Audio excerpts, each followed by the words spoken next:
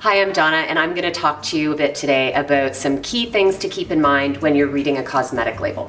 As many people know, there are things in our cosmetics that we want to try to avoid, and it's also a place where we get the most information about how it's formulated, and there's some really important things to keep in mind.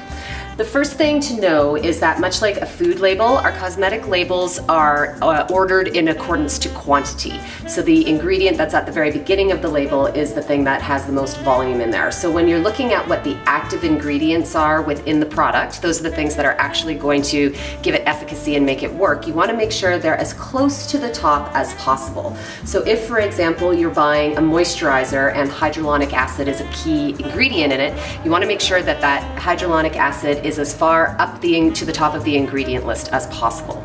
A couple of other things to keep in mind are a lot of companies now are talking about what they are not doing in terms of their labeling. So things that are not formulated with sodium lauryl sulfite, with parabens, with synthetics. These are really important things to have on the labels as well.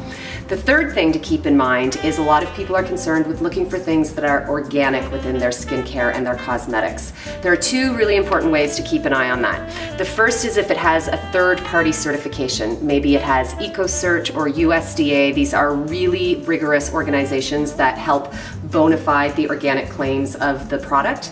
The second is if they are identified as being organic certified. A lot of companies don't have the resources to go through the rigors of the third-party certifications, but they do disclose which ingredients of theirs are organic. And the third is to really keep a close eye on things like the spelling of ingredients. Unfortunately, within Canada, there is no claim on marketing. I could start Donna's Organics with an X petroleum oil and all would be well. So we really need to make sure that if something is calling itself organic, that it's spelled correctly, that the claims are bona fide so that you don't get caught with something that is greenwashed.